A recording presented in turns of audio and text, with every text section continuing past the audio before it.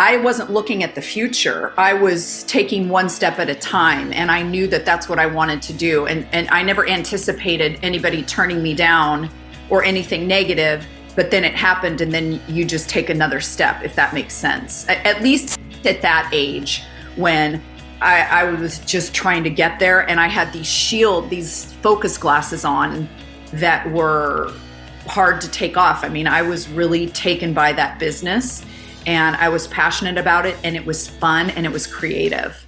It's hard to believe it's been 2 weeks, but here we are back at The Practical Optimist, exploring the intersection of leadership and life. I'm your host, Ken Schmidt, founder and CEO of Turning Point Executive Search and author of The Practical Optimist, which, as you probably know by now, is available at your local bookstores and online. It's been amazing to see our subscriber numbers grow every week, and I do hope that you're one of them. Get ready for a high energy, raw, and hilarious discussion today, because my guest is Katy Temple, former sports anchor and founder of Katy Temple Media Coaching. Katy is all about telling it like it is, and in our discussion, she'll describe what a day in the life of a TV sports anchor is all about, not to mention what she's learned from interviewing dozens of professional athletes. She'll also talk about pushing through multiple no's to finally get to that yes, and we'll hear firsthand why what's going on in your head may be the most important thing when it comes to top performance.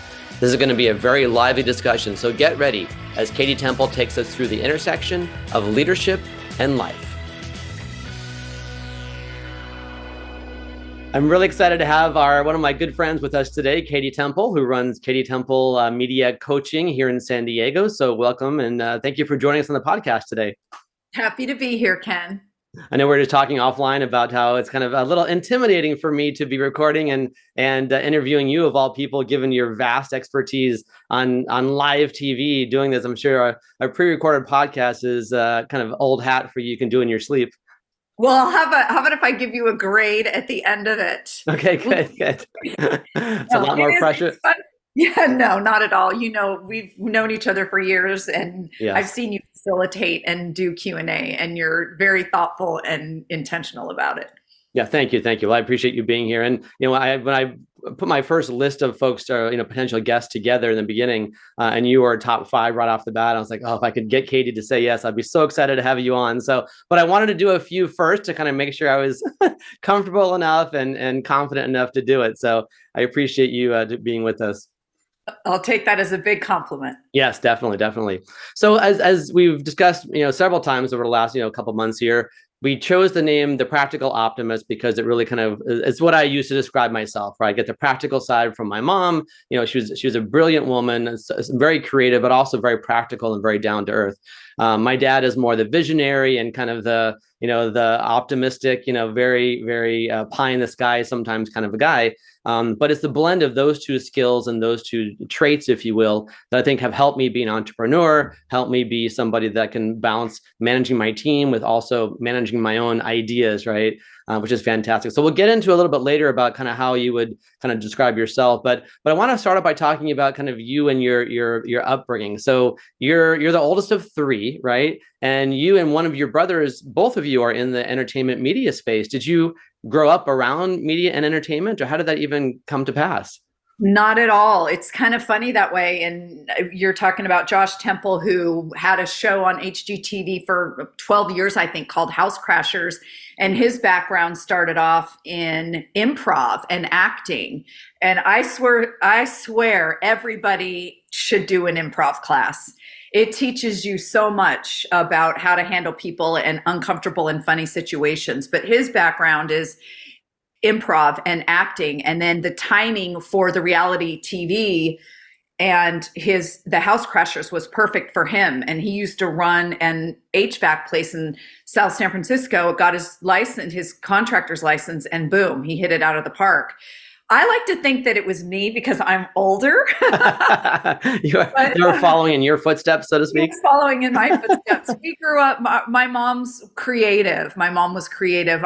Both of our parents, very intelligent.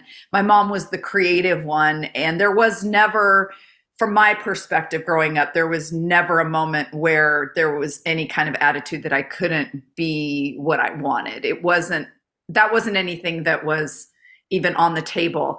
And my background for media wasn't so much about entertaining, but just the fact that I was a tomboy and I loved sports, and there was nothing to go for when back then, except for, I mean, when I was a little girl, I wanted to be an Olympic volleyball player. And then once I realized that wasn't going to happen, I thought, well, I love sports. It's my passion. It's the way I see life.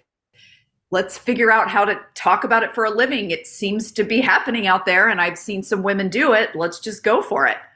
And you grew up in Central California, right? So kind of a Uh-huh. small high school, but I think you said that you got a chance to do some, early, sportscasting even in high school. I did. Good memory, Ken. I grew up in Merced, California, which is a small city, but at the time it was a big high school. There's three of them now. And there was one when I was there. And I don't even remember how I got so lucky. I should probably ask my mom. But in high school, I was playing all three sports whenever there was a sport I was playing it, whether it was soccer, volleyball, softball, and a little basketball. And there was a show, we had a local cable company called MAP TV, and two business leaders started a show and called MAP TV, and it was really well organized. In other words, one of them was going to handle the community, the other one was going to handle business, a man and a woman, and then I ended up doing sports, and it was high school, and it was Do you fun. remember having to do like tryouts or anything, or how did you just showed up one day and they said, "Great, we want you to do this"? We came, it was, I think it was a group decision, and I knew them, and it just worked. And it's embarrassing. I wish I'd known this was going to come up, because I would like to know how it happened, because it was really the time where, and it was funny because I was interviewing all my friends who were athletes because I was covering all the sports in Merced. So I was interviewing all my friends who were athletes. And it was then where I thought, okay, this is it. I got to make this work. And I remember at my high school graduation thinking, I know what I want to do. Oh, wow. I Cheers. know what I want to do. And that was that. And that was that. And I never looked back. Were you always a pretty tenacious kid where if you set a goal for yourself or you had a mindset, I'm going to do X, Y, Z, you would pretty much always get it done or find a way to have it work? I wouldn't call myself that. I would say that I'm embarrassed to talk about how terrible of a student I was. It wasn't interesting to me. And if I could do it all again, I would have dived a little further into that. I really just wanted to play sports and be around my friends. And that was that. So that's where I gave it my all. And then once I decided that I was committed to that, I didn't know how I was going to do it, but I was going to do it. And that was that. And once you get a taste, I got a taste of MAP TV. And then I went and did a CNN internship for CNN Sports years later. And I just thought, oh, yes, this Oh, is wow. it. This is That's it for sure. amazing. That's so great. No, and you went to school at St. Mary's, right? So St. Mary's College, go Gales. yeah, were they known for broadcast media or sports or any of those things? No, not at all. They had a really good journalism department, and at the time they didn't have broadcasting when I was back in the day. And and so I was a comm major and minored in Spanish. And I grew up in the Central Valley. We spoke a lot of Spanish there, and I studied it my whole life. So I thought I'm just going to get a minor in that. And I took a lot of journalism classes, which was a great way for me to understand the difference, to get a foundation for journalism, print versus broadcasting, which I went on to do. And that was a really good lesson, even though that wasn't my goal. I learned a ton from these professors. One of my professors then was the one that taught me listening is going to always be your most important communication skill. And she was right to this day. So it was all journalism. It was written, long print.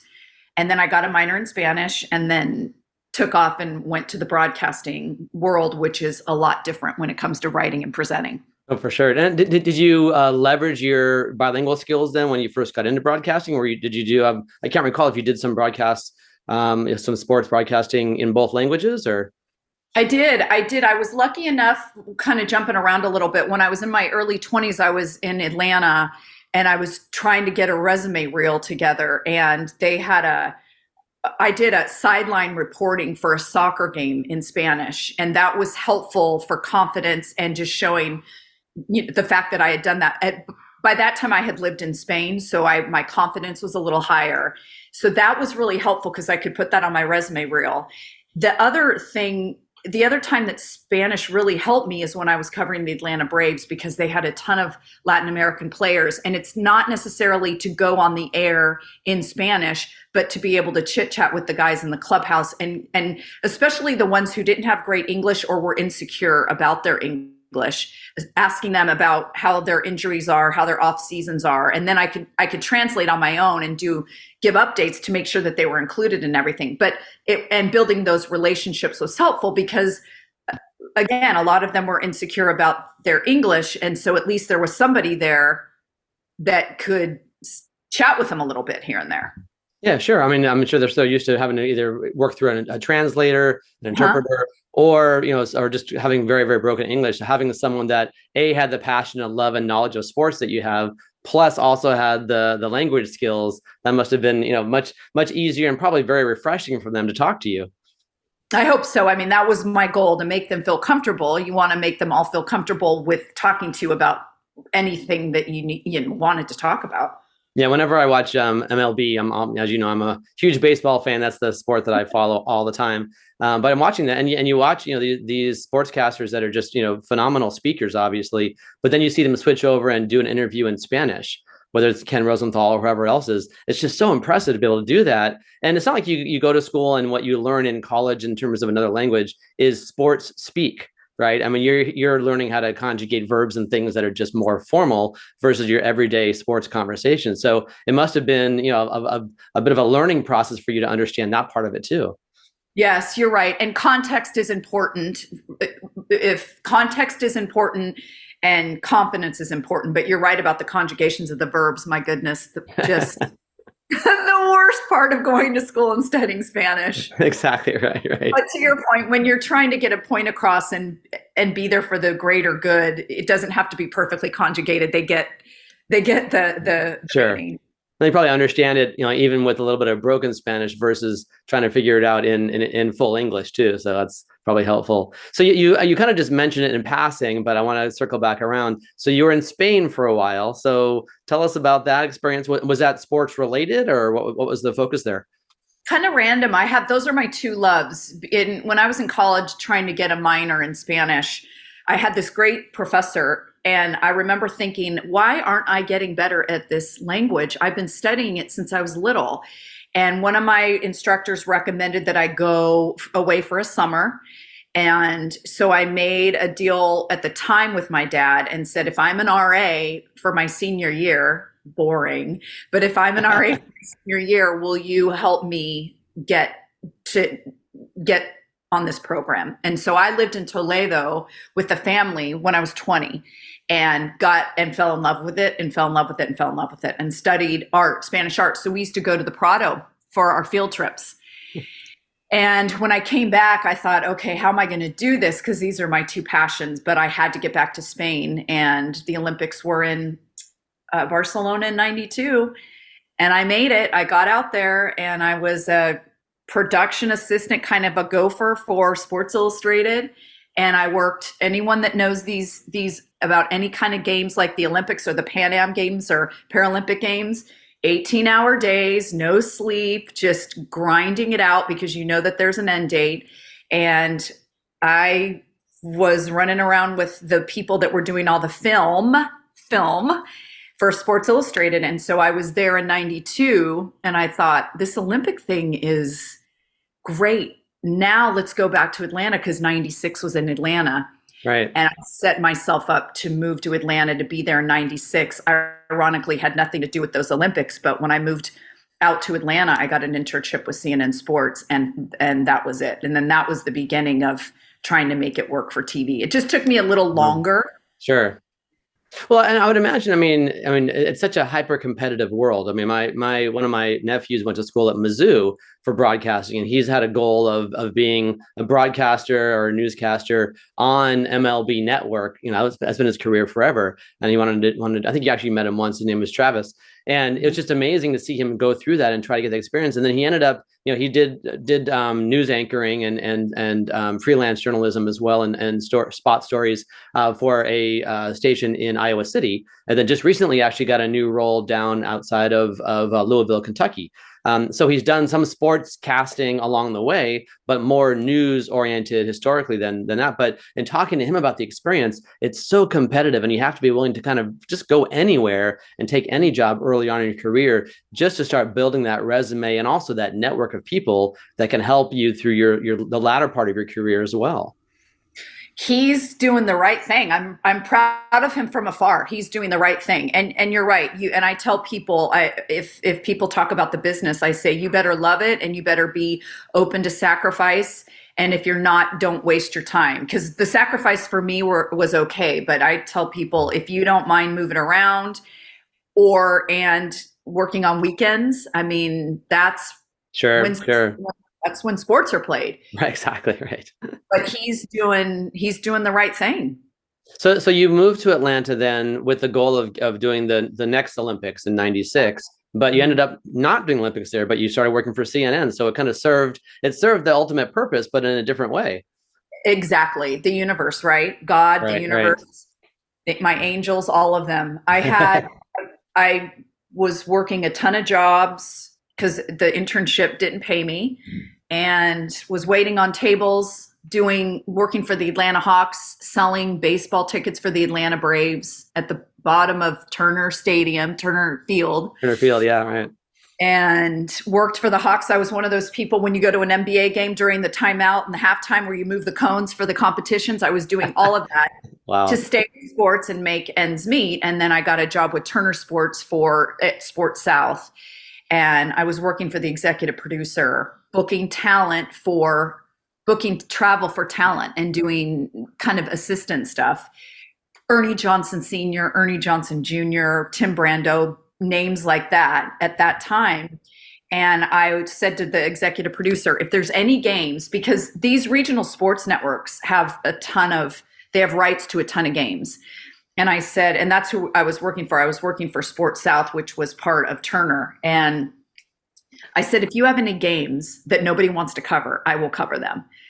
And he allowed me to do that in my off time. And I was able to get a reel together. And part of it was that soccer game I mentioned. I did a lot of SEC volleyball, which is great. I love that sport. Whatever it was, and I finally got a reel together, and your nephew would understand this. Nobody said yes. Nobody said yes. Nobody said yes until a cable company in Fresno. And ironically, that's an hour south of where I grew up. And that was my first, then it was go time. It was my first on-air job. I come back to California and I'm doing a coach's show with Jerry Tarkanian. Oh, wow. Jeez, that's amazing. Now, so do you remember that being a very grueling interview process for that role back in Fresno? It's funny, at that talent level, I don't know how grueling it was. The process of getting turned down is grueling. I'm sure. Yeah, exactly. Right. I don't know that was, I don't remember that process being grueling at all. I'm curious, do you, and this is true for everybody, I think, early in their career, but especially in a sport, in a industry like that, where sports is so hyper competitive, how did you build up the strength, if you will, or the resilience to bounce back and know that what I'm going to be pursuing, what I'm diving into is going to be filled with a lot of no's, a lot of people turning me down, a lot of missed opportunities for whatever reason. How did you build up that thick skin, so to speak, to be resilient? I think you're giving me too much credit on that. And the reason is I was young, and I don't know that I wasn't looking at the future. I was taking one step at a time, and I knew that that's what I wanted to do. And I never anticipated anybody turning me down or anything negative, but then it happened, and then you just take another step, if that makes sense. At least at that age, when I was just trying to get there, and I had these focus glasses on that were hard to take off. I mean, I was really taken by that business, and I was passionate about it, and it was fun, and it was creative. Sure, sure. Well, and that's true. I think it sounds like you never really lost sight of the end game, right? Your end goal remained the same, even though it took you from Merced, to St. Mary's, and then to Spain, and then to Atlanta, and then Fresno. I mean, no one would have plotted those those locations out on anybody's, career track. But the fact that you were open to the opportunity, you were flexible. You said, "I'll do what it takes. I'll, put me in, coach," literally, right, to do different things. It's pretty incredible that it got you to where you were. It worked out very well. Yes, thank you. And Fresno's a great market to start off in. I was really lucky, to be honest, because I knew the value of Fresno. I grew up close to there. All my mom and her families went to Fresno State. A lot of my friends from high school went to Fresno State, so I was familiar with Fresno, and I knew how lucky I was to be doing some play-by-play. Their women's teams were great, and I knew how lucky I was at a young age to be editing, producing, and hosting a coach's show with Jerry Tarkanian, even though he was intimidating as you know what. And we would record the shows at 7 o'clock at night in front of a live studio audience.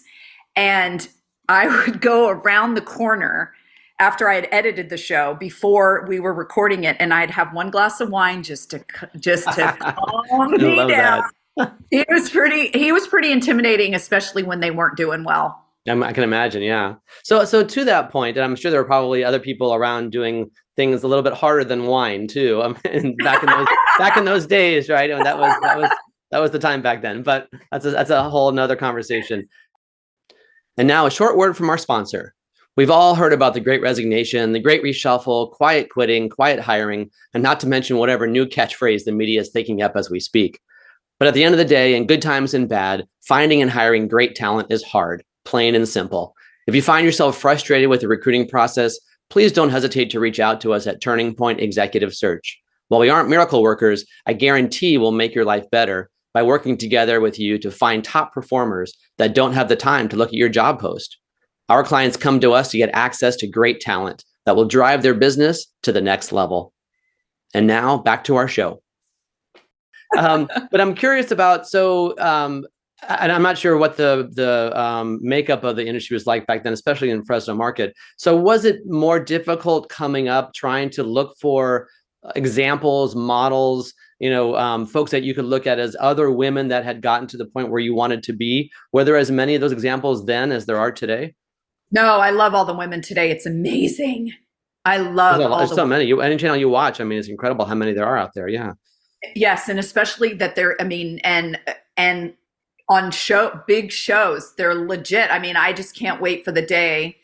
We're probably going to listen. We might lose some listeners here, but I can't wait for the day where there's an equal amount of play-by-play women as well. I agree. Yeah. And you just get it's like any industry out there. You get a different perspective, you get a different mindset and a different, take on what's going on versus the same old, honestly. But yeah, no, I agree. I think the more diversity, the more variety you can have in any industry, especially play-by-play, the better off we're all going to be.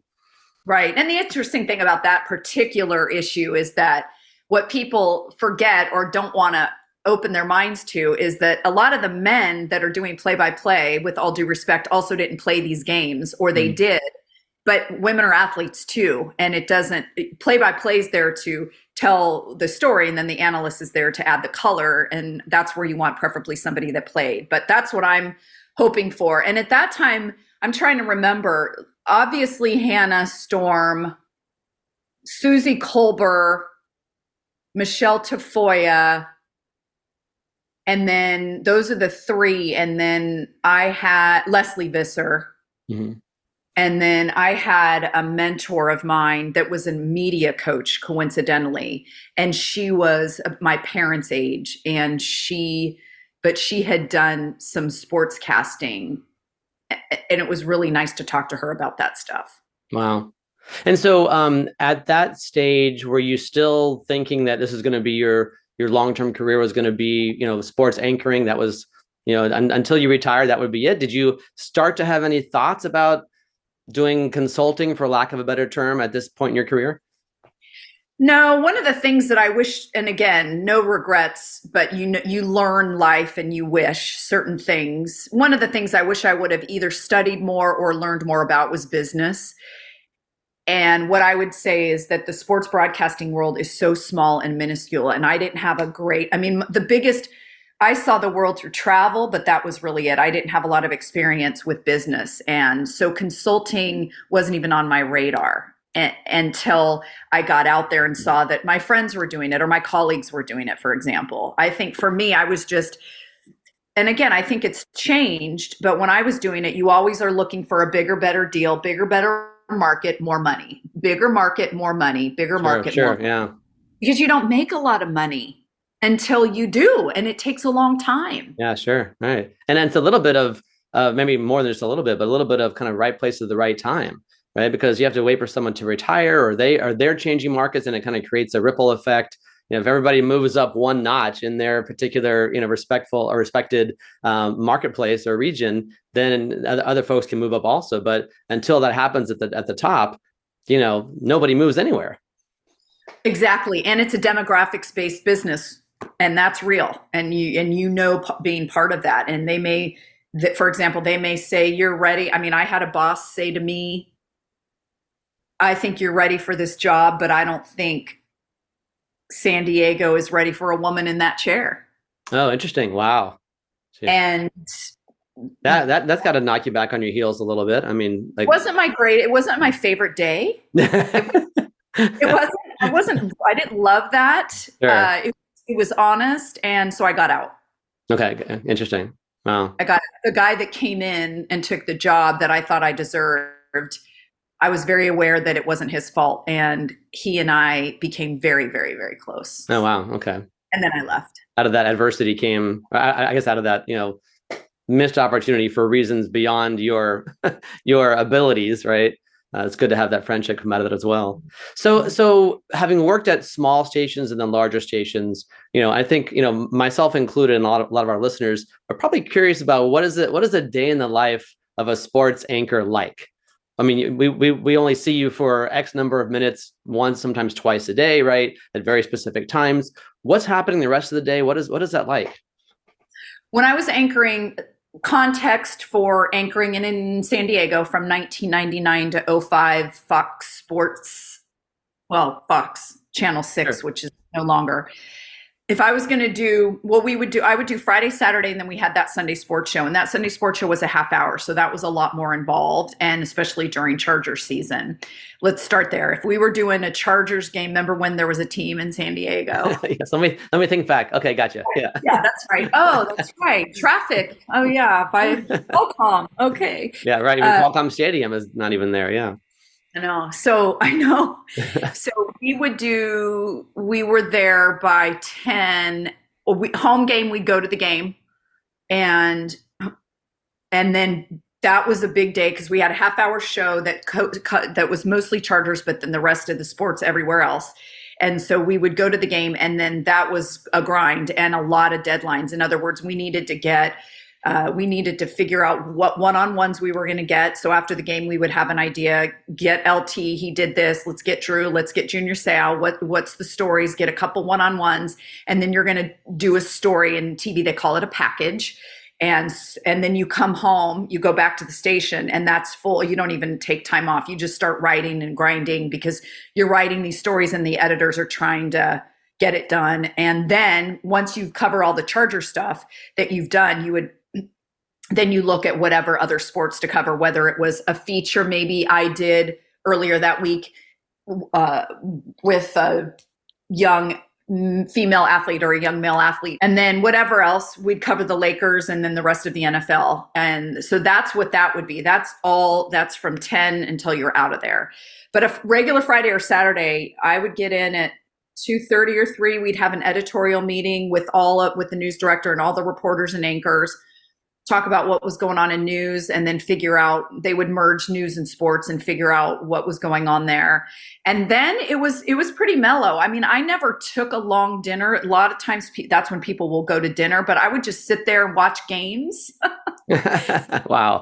And create my content and then I'd write and rewrite and write and rewrite. And then if I had the luxury of time, my editor would cut the highlights and I would match the highlights with my track because I've already looked at them.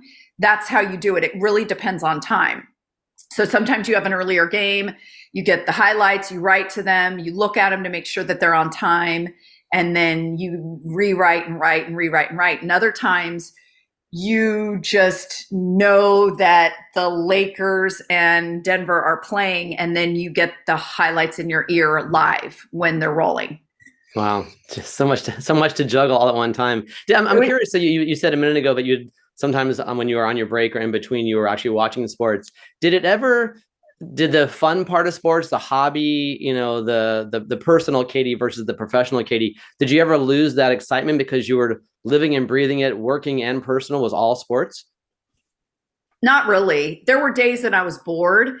For example, say I went to do a feature and the athlete was boring or the story was boring, and it's my responsibility to not make it boring. Or if I was anchoring and there was not a lot going on, maybe whatever that was, but there was I don't remember that part of it, but one of my best friends from high school says I blocked that kind of stuff out. I don't know. I mean, it wasn't without its challenges, obviously. Sure.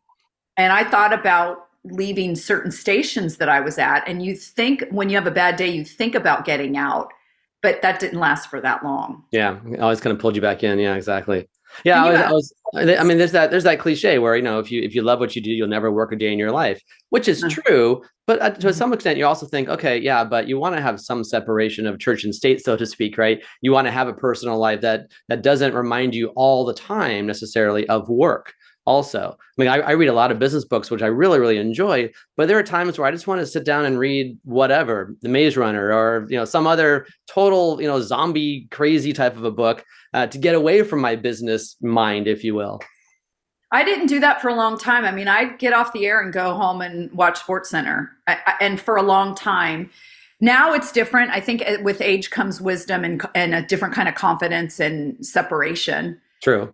Yeah. But not until I was much older. Yeah. So having interviewed, I want to ask you about obviously your current business as well in a minute, but I'm curious, having interviewed as many professional athletes across so many different sports as you have over the years, is the again, another cliche, but that most of your ability to play is what happens between your ears? I mean, is it, the skill, the hard talent, the technical ability to swing a bat or kick a ball or whatever is certainly important, but is that a true statement? Is the mental game as important as it's made out to be? Yes. And I'll tell you from covering, one of the biggest honors was covering WUSA when it was here, WSA. And for some of your audience members will remember the San Diego Spirit. And we were lucky enough to have Shannon McMillan playing and Julie Foudy playing. And then Mia Hamm would come from DC, and to Chipper Jones, to Drew Brees, to LaDainian Tomlinson, to Trevor Hoffman, to Jake Peavy. It's mostly. And it's funny because it's funny that you asked that question. Last week, I did a podcast with Scott Linebrink. Do you remember him? He was a reliever for the Padres. Yes. Okay. Yes. Uh-huh. I covered him in San Diego and I covered him in Atlanta. And I asked him that question on the podcast about how do you do it? How do you stay focused and confident when, say, you're changing your grip or trying a new pitch for the first time in a game? How do you keep it tight and focused? And he said, my body's already automatic. My body already knows exactly what it's going to do because it's prepared for this moment. What I need to do is focus on my mental game. Wow, that's interesting. That's really powerful. Yeah. I thought so too. I thought so too. And think about Trevor Hoffman. I mean, think about being a closer. I always think if I get really down, I always think about, okay, what do closers do? Closers have to forget after they blow a save in 5 minutes. They got to be done with it and move on. Right, exactly. And I interviewed Craig Stammen. I was able to interview him a little while ago, and it was hard to not fanboy out, let me tell you. But but talking to him as well, and we were talking about how the great thing about baseball is that you have another chance tomorrow. And we were talking about just the things that help to kind of level off the stress. And I said, fans obviously can be very unforgiving. I said, thank goodness that there's not a camera on me broadcasting to the entire world when I'm running my business, when I'm doing things where I make mistakes. And, but when you're a professional athlete, that's what's going on. No matter what you're doing, good or bad, everybody is seeing it. It just amplifies everything. And so the ability to compartmentalize and block all that out, and like you said, just let your body know, let your body do what you know it can do. That's just another level of ability and kind of mental preparedness. Yeah, because you've done the work already. Like Scott Linebrink talked about it, or Trevor Hoffman. I know I keep going back to him, but I know we're a San Diego audience. He used to have this incredible workout every day, all the time. Same with the women's soccer team. Their bodies are used to it. They do the work, they prepare, just like you do when you're doing these podcasts. You prepare. And once you're prepared, then you can have that authentic experience with the audience, which is what I actually tell my clients now. But it's up here. And so when Scott Linebrink said that last week, I thought, like, I had the same reaction as you did. It was so beautifully completed, that thought. Right. Yeah, that's what very well articulated. But now where you are today, where now you're providing this guidance, you're taking all that you've learned over the broadcasting years for the last 20 plus years, and you're calling that into a solution, if you will, or an opportunity for these other folks to learn how to be better on camera. So tell us about your media consulting business, kind of what your focus is, and how do you translate that to these folks? My first thought was, let's do media training for athletes, because I had worked for a woman that did that, and that's what I knew. And I started networking, and to be quite honest, you were one of the first people I ever met, and you've always been so supportive with my business journey, and I appreciate that. I mean, you're welcome. It's been mutual, but you're welcome. Yeah. So when I was talking to people, and I went to SMLA a lot, and I would network there mostly, or other kind of one-offs in San Diego. And I thought, this is exciting. The business is exciting. These executives and these VPs want to be great. And I think I like this jam here. And I was a little concerned about athletes generally, because if they're doing great, and if they're hitting 3 after 3 or hitting bombs and they're not communicating well, no one really cares except for them. And so I really wanted to be more intentional about clients that really wanted to be great. And now what I'm doing is working with professional athletes in transition and pro athletes in transition, and then executives. And what I'm doing is applying, like you said it perfectly, applying everything that I learned. And I have a program that I created, and there's a foundation about everything that you want to think about before you create a message, do a podcast, do a TED Talk, create a marketing video, do a presentation, run a meeting, or even talk to the media. What I'm finding is that a lot of people, because of the .com period and how data has gone, is a lot of people need to talk to the media because they're CEOs now. All of a sudden they come up with this amazing algorithm or solution, and now they're CEOs without any experience of talking to the media. So true. Yeah. It's grown. It's not just media. It's, to your point, it's about how do you present yourself whenever there's a camera around in the most authentic and confident and powerful way. Now, I know one of the things for us on the recruiting side is obviously we talk to prospects before we decide to actually engage and work with them, right? Because there are companies out there that say they want to hire us to fill a given position. And as we start to talk about our process, they then tell us about how they want us to do things. So it's rather than them hiring us as the experts and letting us do what we know works, they want to hire us, but then force us into their approach, if you will. So if a client is not coachable, right, if they're not open to feedback and that give and take that takes place in a true partnership, then they're not the right client for us, to be honest. Do you have to do a similar kind of vetting to make sure that the person you're going to, train, develop, support, work with is open to it, and they're going to actually listen to your guidance and your insights? Yes, and I'd be curious to know how far you go in the process, and here's why. With what I do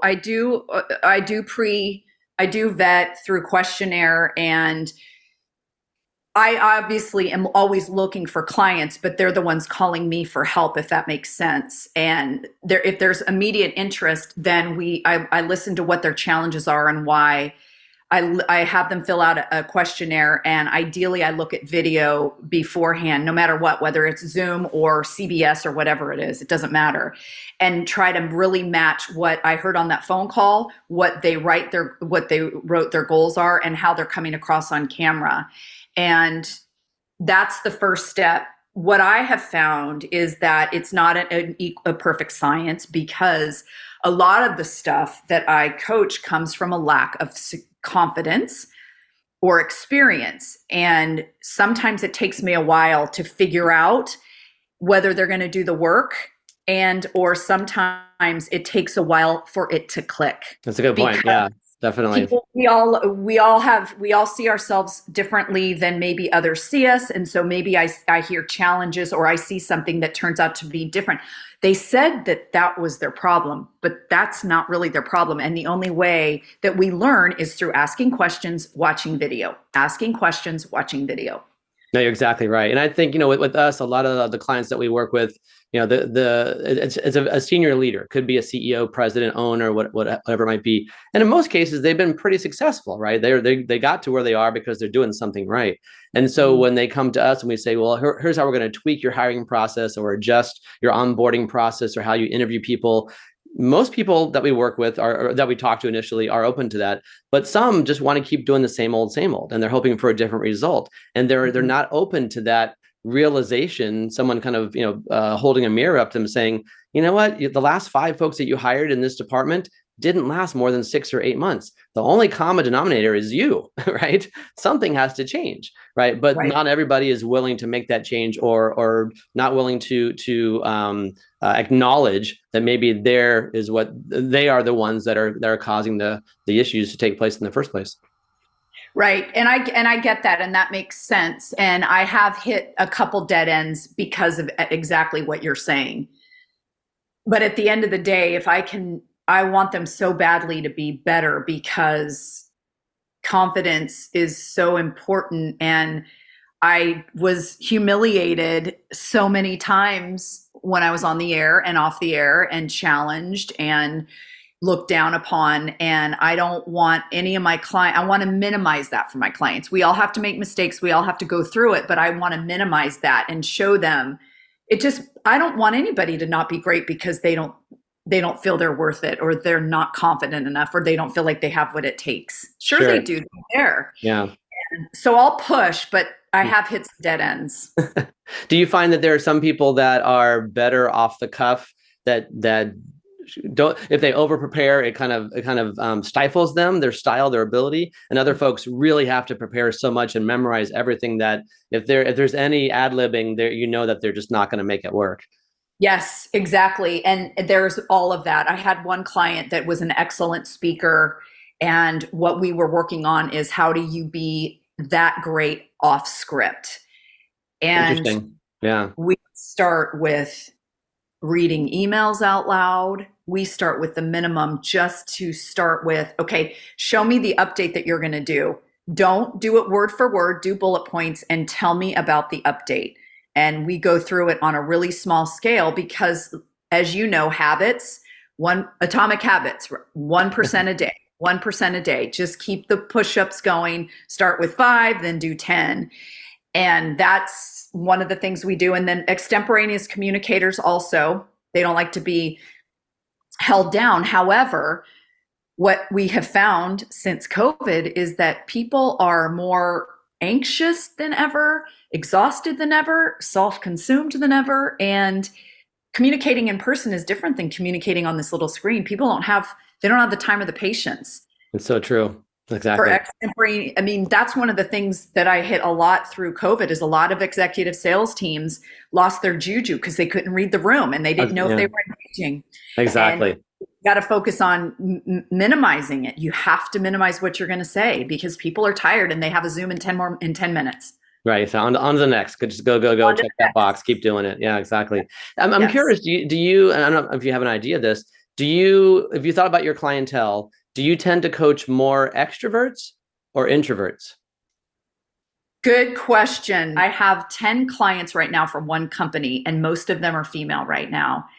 And part of them are focused more scientific, which is more introvert, and then the others are extroverts trying to operate in a scientific world, but mixed. And a lot of data and numbers people, and trying to convince them to not talk so much. Because what's interesting is that even though you're an introvert, you kind of feel sometimes that you need to keep talking because you're not sure if you're getting your point across. So sure. we work and you fill it with more data and more information, as opposed to just letting the room by the sit. way, which you should, because you've been in this beautiful corner making all of this music that is going to make people better, but no one's told you about the other part of communicating, and it's not your fault. That's why you need me. It's not fair. And I tell people all the time, you guys didn't sign up for being on camera. This isn't what I signed up for it, but you didn't. Let me just help you get better. Let me help. Do any of your clients come to you where maybe they're not on camera as often, but they want to become better negotiators, whether it's getting bigger budget for the department or pushing back on their boss or those kind of things? Does that come up in your coaching also? What's interesting is some networking. I do get people that need help with their networking.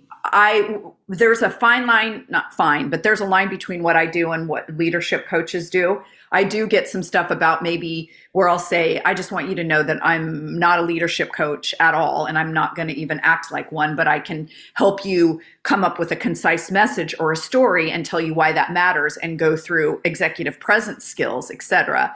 But negotiating is a different skill. So now you made the transition. So you're obviously doing the coaching, the media coaching, and prepping of individuals, which is going well for you. Do you see this growing, expanding? Do you want to do it in different areas, or or are you happy where you are? And not that you have to say, I want to grow, but where do you want to take this ideally? Yes, and exactly.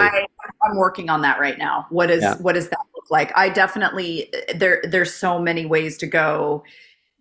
For example, one of the things, right? Do a book, Practical Optimist, and a podcast, right? That's a great way to grow your business. There's people talk about creating a course. People talk about doing a business where I'm training other people to do what I do. I know there's certain things that I probably won't do. That's probably one that I won't do.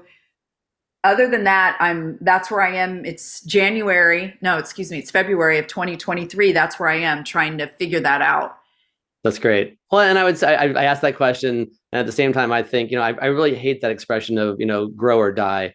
I think it should be engage or die, right? Because just because you're not growing, if you're staying the same size, the same revenue, the same size team, that's not a bad thing. It shouldn't be frowned upon as long as you're engaged, right? As long as you care about what you're doing, you still have a passion for it, and the clients or whoever the folks are that you're supporting, if they're engaged, then that's what it's all about. It doesn't have to be a grow or nothing kind of a binary scenario. I agree. God forbid taking away one of the anxieties of being an entrepreneur, right? Which is wondering, how's it going to be? How's it going to be? The ebbs and flows. I remember when I first started, I went and talked to this woman who's amazing. She founded Rev Studio and Rev Marketing, Lynn Arciero. And I went in and sat with her, and she said, so you're going to start a business. You've started a business. I said, yes. And she said, do you ask yourself what you're doing 6 times a day? And she just laughed. And she's sitting there as a very successful business owner. And I thought, now I get what people were talking about. Exactly. I think if I could go back and tell myself or talk to myself 16 years ago when I started Turning Point, what would I say? I would say, you know what? You're good. It's okay that you're not going to be able to figure things out. Because I really thought that 3, 4, certainly 5 years in, I would have had it dialed, right? Okay, this is the formula. If you do these things, this equates to that. That's going to equate to that, and just keep doing more of that. But every year I learn, really every month I learn something brand new, and it helps me to get better. But I think it also helped me to learn patience and being more present and in the moment, and being okay with that, and not having to always do the next great thing tomorrow. Just let things lie a little bit. And it's okay if you don't have it figured out, in 3, 5, 10, 15 years. But you are good. I've watched you. I mean, you are good at adapting in a very steady pace. And I do agree with you on staying present. That's the gold for all of us in all parts of our lives. That's the goal. Yeah. Right. So speaking of that, I'm not going to let you off the hook without asking you, what are the words, what are the phrases, how would you describe yourself? And use whatever words you want to. There's no limit here. I love it. I wrote some down as we were talking, well, before, when you were telling me that the hard nosed questions were coming, the fastballs were coming right down the middle. Loyal, high energy. I could wear you out. I mean, I'm pretty intense, that you probably can tell. High energy, loyal, also warm, very warm, and I'm offbeat. I mean, I feel like I beat to a different type of drummer. I love that about you. I'm the same way. I've got a banjo sitting behind me in this, in my office here. I mean, how many 52-year-old entrepreneurs say, I'd like the banjo, right? It's just, I love it. You and Steve Martin. I love that. Yeah, exactly. Oh God, I wish I was a tiny bit of Steve Martin, but yeah, exactly. But those, I mean, that's what makes it fun, right? It's not very exciting to be the same old cookie cutter type of executive or business owner or whatever. You got to be willing to be goofy and make fun of yourself and laugh, especially at yourself. And if you don't, then you know what? You're missing out on a lot, I think. Right. I agree. Especially when you're working with human beings and we're all on this earth sharing this incredible experience for such a short amount of time. The dynamics are everything. And so it's nice when you're spending time with clients, whether it's group or one-on-one, you really have to be present. Because that's value. That's your valuable time. It's their valuable time. Exactly. Well, and speaking of the valuable time, if anybody wants to get a hold of you to, maybe be more effective with their own time, right? With their, whatever they're doing these days, whether on camera or not, what's the best way for them to find you? I'm active on LinkedIn, always liking your posts. Katy with a Y, by the way, that might confuse some people. So Katy Temple on LinkedIn, and then Katy at katytemplecoaching.com.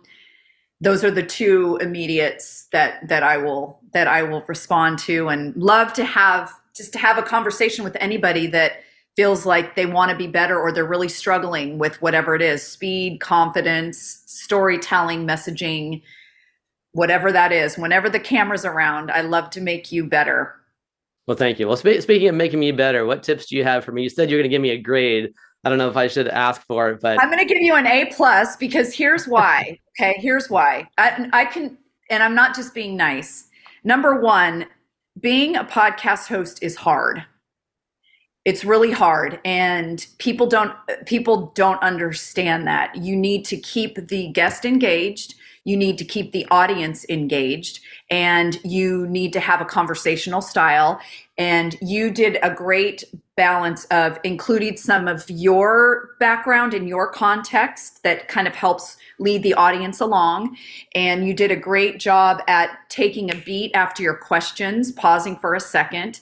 And for me, what you just did is difficult, mostly because we were on, say it's an hour or however it ends. That's a lot to cover. And the audience doesn't know that you and I are looking at each other over Zoom, but you didn't look down at your questions at all. And this is what I love to do. And this is what I coach. And those are the points that I saw that I admire. How did that feedback feel? That's great. No, thank you. I appreciate that. I was sitting here a little bit nervous. Like, should I ask the question or should I just let it go? You can always ask a question. Yes. For sure. Well, that's the thing. Again, back to my point earlier. So thank you. I appreciate that feedback. And it is, and I back to my comment before, I really enjoy this. I mean, the guests I get to talk to, like yourself, are just fantastic. I learn something with every interview that I do. So that's huge for me also. And again, if I make a mistake, it's all about laughing at yourself and being okay with being goofy. So that's what it's all about. So thank you. I can see why your clients engage you and hire you to do what you do with them. Thank you, Ken. And I look forward to reading your book and celebrating that with you. That is something to really be celebrated in this very busy world, to hunker down and write a book and start a podcast all in the same time. And when I read the title, I thought, what title could be more perfect for Ken Schmidt's book? Well, thank you. I appreciate that. That's good. There was a lot of wordsmithing that we came up with. So I'm glad that it's resonated as well as it has. It's perfect description. Thank you. Well, we appreciate your time. Thank you for sharing all this. We could talk for another, 4 hours if we had the time, but we both have day jobs. So we got to get to those also. But thank you for being willing to be open and honest and vulnerable and talk about all this. Just hearing about what it's like and what it's like in your previous career, and now how you've transitioned and parlayed that and leveraged that into your new career, I think is just very admirable. So congrats to you. Thank you very much. I'll receive that. I will receive that. Thank you. Please do. It comes from a very genuine place. Got it. All right. Thanks, Katy. Okay. Bye-bye. Bye.